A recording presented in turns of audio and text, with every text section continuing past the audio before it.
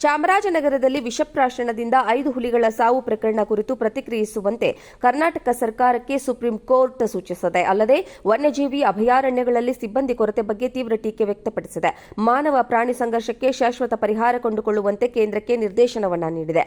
ಮಲೆ ಮಹದೇಶ್ವರ ಬೆಟ್ಟಗಳ ವನ್ಯಜೀವಿ ಅಭಯಾರಣ್ಯದಲ್ಲಿ ಕಳೆದ ತಿಂಗಳು 1 ಹುಲಿ ಮತ್ತು 4 ಮರಿಗಳು ಸಾವನ್ನಪ್ಪಿರುವ ಅರಣ್ಯ ಅಧಿಕಾರಿಗಳು ಮತ್ತು ಅರಣ್ಯ ವೀಕ್ಷಕರ ಹುದ್ದೆಗಳಲ್ಲಿ 80% ಖಾಲಿ ಇವೆ ಎಂದು ನ್ಯಾಯಾಲಯವು ಬೇಸರವನ್ನು ವ್ಯಕ್ತಪಡಿಸಿದೆ.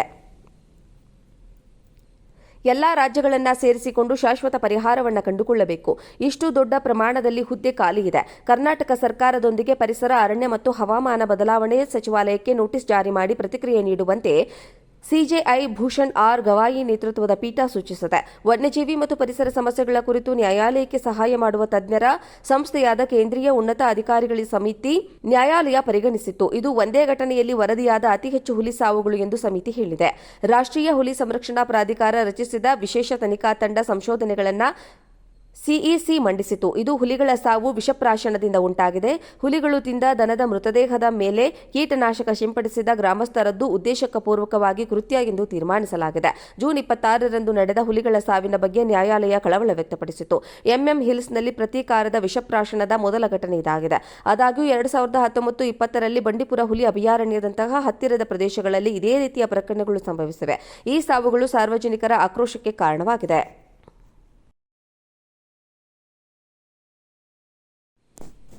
ಚಾಮರಾಜನಗರದಲ್ಲಿ ವಿಷಪ್ರಾಶನದಿಂದ 5 ಹುಲಿಗಳ ಸಾವು ಪ್ರಕರಣ ಕುರಿತು ಪ್ರತಿಕ್ರಿಯಿಸುವಂತೆ ಕರ್ನಾಟಕ ಸರ್ಕಾರಕ್ಕೆ ಸುಪ್ರೀಂ ಕೋರ್ಟ್ ಸೂಚಿಸಿದೆ. ಅಲ್ಲದೆ ವನ್ಯಜೀವಿ ಅಭಯಾರಣ್ಯಗಳಲ್ಲಿ ಸಿಬ್ಬಂದಿ ಕೊರತೆ ಬಗ್ಗೆ ತೀವ್ರ ಟೀಕೆ ವ್ಯಕ್ತಪಡಿಸಿದೆ.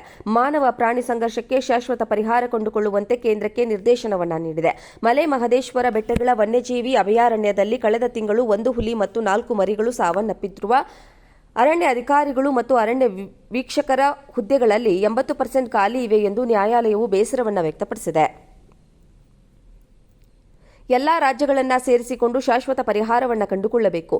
ಇಷ್ಟು ದೊಡ್ಡ ಪ್ರಮಾಣದಲ್ಲಿ ಹುದ್ದೆ ಖಾಲಿ ಇದೆ. ಕರ್ನಾಟಕ ಸರ್ಕಾರದೊಂದಿಗೆ ಪರಿಸರ, ಅರಣ್ಯ ಮತ್ತು ಹವಾಮಾನ ಬದಲಾವಣೆ ಸಚಿವಾಲಯಕ್ಕೆ ನೋಟಿಸ್ ಜಾರಿ ಮಾಡಿ ಪ್ರತಿಕ್ರಿಯೆ ನೀಡುವಂತೆ ಸಿಜೆಐ ಭೂಷಣ್ ಆರ್ ಗವಾಯಿ ನೇತೃತ್ವದ ಪೀಠ ಸೂಚಿಸಿದೆ. ವನ್ಯಜೀವಿ ಮತ್ತು ಪರಿಸರ ಸಮಸ್ಯೆಗಳ ಕುರಿತು ನ್ಯಾಯಾಲಯಕ್ಕೆ ಸಹಾಯ ಮಾಡುವ ತಜ್ಞರ ಸಂಸ್ಥೆಯಾದ ಕೇಂದ್ರೀಯ ಉನ್ನತ ಅಧಿಕಾರಿಗಳ ಸಮಿತಿ ನ್ಯಾಯಾಲಯ ಪರಿಗಣಿಸಿತ್ತು. ಇದು ಒಂದೇ ಘಟನೆಯಲ್ಲಿ ವರದಿಯಾದ ಅತಿ ಹೆಚ್ಚು ಹುಲಿ ಸಾವುಗಳು ಎಂದು ಸಮಿತಿ ಹೇಳಿದೆ.